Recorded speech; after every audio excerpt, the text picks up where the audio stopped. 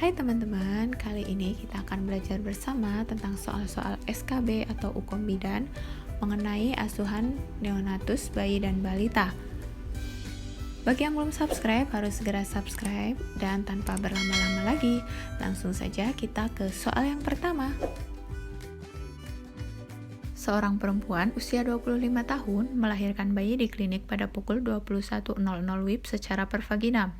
Jenis kelamin perempuan dan bayi tidak bugar, pernafasan megap-megap, dan frekuensi jantung 80 kali per menit.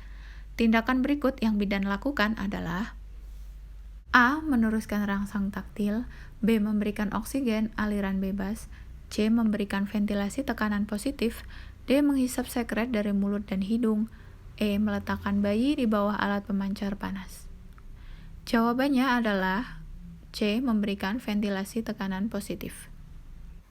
Penanganan bayi baru lahir dengan asfiksia, menilai pernafasan, frekuensi jantung, warna kulit. Apabila ada apnu atau frekuensi jantung kurang dari 100 serta sianosis, maka diberikan ventilasi tekanan positif. Seorang perempuan usia 27 tahun melahirkan bayinya di klinik pada pukul 8.45 WIB. Bayi lahir secara pervaginam, bugar, jenis kelamin laki-laki, dan terdapat belahan pada bibir atas sampai pada langit-langit. Diagnosis pada bayi tersebut adalah A. Labioskisis, B. Labiopalatoskisis, C. Labioskisis minor, D. Labioskisis mayor, E. Labiopalatoskisis minor. Jawabannya yaitu yang B. Labiopalatoskisis, yaitu terdapat belahan pada bibir atas sampai pada langit-langit. Seorang perempuan usia 24 tahun melahirkan di PMB. Bayi lahir spontan, tidak langsung menangis, warna kulit kebiruan, gerak lemah. Apakah diagnosa bayi sesuai kasus di atas?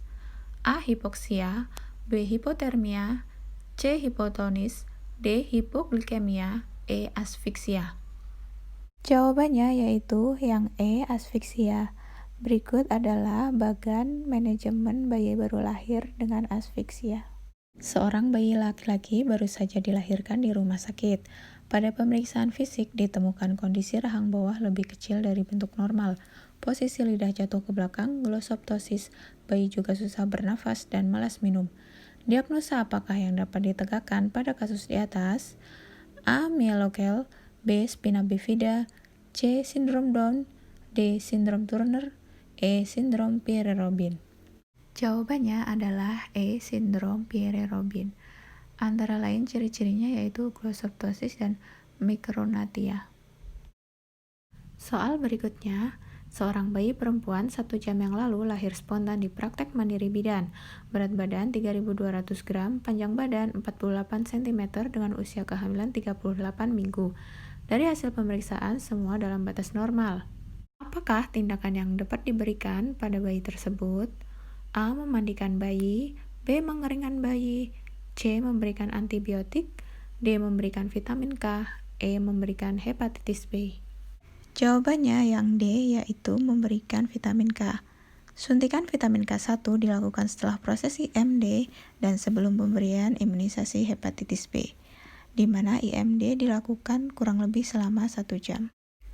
Seorang bayi usia 8 bulan dibawa ibunya ke klinik karena sering buang air besar sejak 2 hari yang lalu.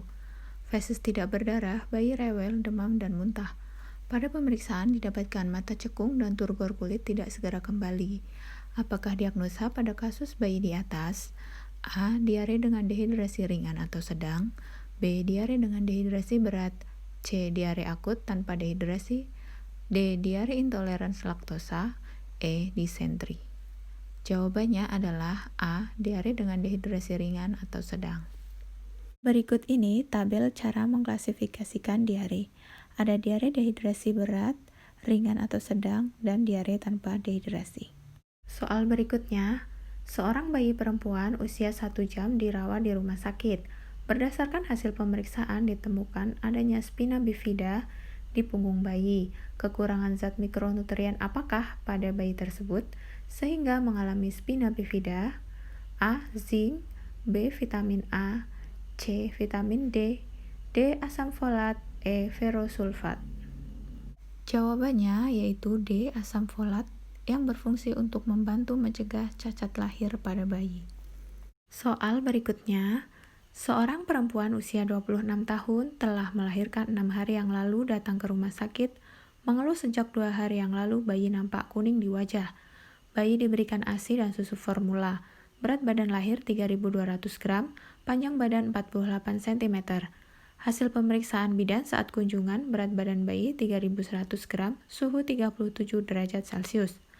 Frekuensi jantung 120 kali per menit, wajah dan leher bayi nampak kuning. Diagnosa yang tepat untuk kasus di atas adalah A. Bayi baru lahir dengan ikterus patologis, B. Bayi baru lahir dengan ikterus derajat 1, C. Bayi baru lahir dengan ikterus derajat 2, D. Bayi baru lahir dengan ikterus derajat 3, E. Bayi baru lahir dengan ikterus derajat 4. Jawabannya adalah yang B. Bayi baru lahir dengan ikterus derajat 1. Berikut ini adalah tabel pembagian ikterus menurut metode Kramer. Soal selanjutnya, bayi baru lahir usia 3 hari dibawa oleh ibunya periksa ke klinik. Ibu mengatakan melahirkan anak pertamanya di rumah ditolong oleh dukun. Usia kehamilan 9 bulan, bayi diberi susu formula dan air putih. Sejak tadi malam mengalami buang air besar sebanyak 8 kali. Hasil pemeriksaan didapatkan, berat badan bayi 2.500 gram, panjang badan 47 cm, suhu 39 derajat Celcius. Turgor kulit kembali segera, pada tali pusat tidak terdapat infeksi. Dari kasus di atas, manakah yang menunjukkan data subjektif? A. Panjang badan 47 cm, B. Berat badan bayi 2.500 gram, C. Turgor kulit kembali segera, D. Pada tali pusat tidak terdapat infeksi, E. Bayi mengalami buang air besar sebanyak 8 kali. Jawabannya adalah yang E. Bayi mengalami buang air besar sebanyak 8 kali.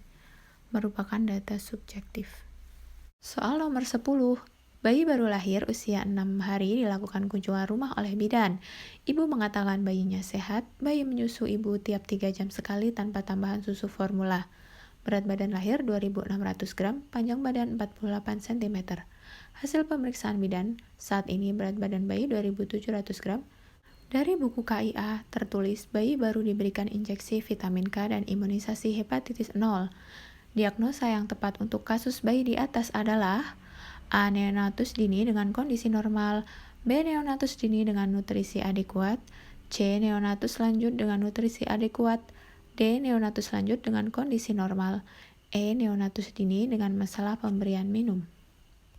Jawabannya adalah yang A. Neonatus dini dengan kondisi normal, di mana neonatus dini yaitu usianya 0-7 hari, sedangkan neonatus lanjut adalah 8-28 hari.